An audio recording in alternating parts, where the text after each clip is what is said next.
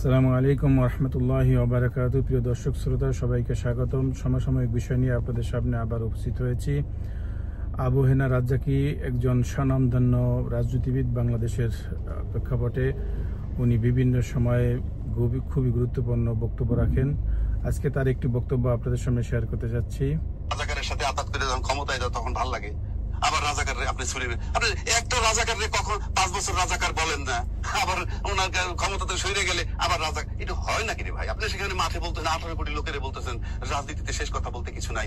18 কোটি লোকের আপনি 52 বছর বলদ বানাইছেন, আর পারবেন না। Those days are gone, I am telling you. লিখে রাখতে পারেন রাজাকারের সাথে। জি প্রিয় বন্ধুরা, আপনারা দেখলেন আসলে ওনার মন্তব্য একদম বাস্তব।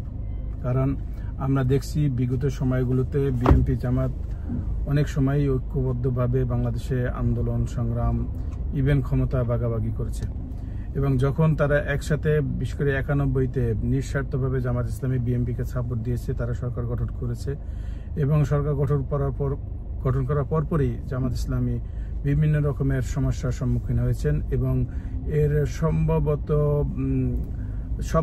এক সপ্তাহ 10 দিন বা 2 সপ্তাহ পরেই মৌলানা নিজামী সাহেবকে ঢাকা ইউনিভার্সিটিতে রক্তাক্ত করা হয়। এরকমের অসংখ্য উদাহরণ বাংলাদেশে আছে, যেগুলো আপনারা ইতিহাস থেকে নিয়ে নিতে পারবেন। এরপরও জামাত ইসলামী সবসময় বিএনপির সাথেই আন্দোলনে ছিল, বাংলাদেশের দাবি আদায়ের লক্ষ্যে একসাথে যুগপৎ আন্দোলন করেছে, ঐক্যবদ্ধভাবে আন্দোলন করেছে। যখনই একসাথে থাকে তখন তারা বন্ধু থাকে, আবার যখন জামাত ইসলামী একটু দূরে সরে যায় তখনই আবার তারা রাজাকার, ওই আওয়ামী লীগের মতো একই রকমের ট্যাগ লাগিয়ে যুদ্ধ অপরাধী, রাজাকার, নানান রকমের মন্তব্য তারা করে। আসলে এইটা বাংলাদেশের মানুষ এখন বুঝে গেছে। এখন আর ট্যাগের রাজনীতি বাংলাদেশে চলে না। বাংলাদেশের মানুষ জানে সত্যিকার অর্থে কারা দেশপ্রেমী, কারা মানুষের কল্যাণ চায়, কারা মানুষের মঙ্গল চায়।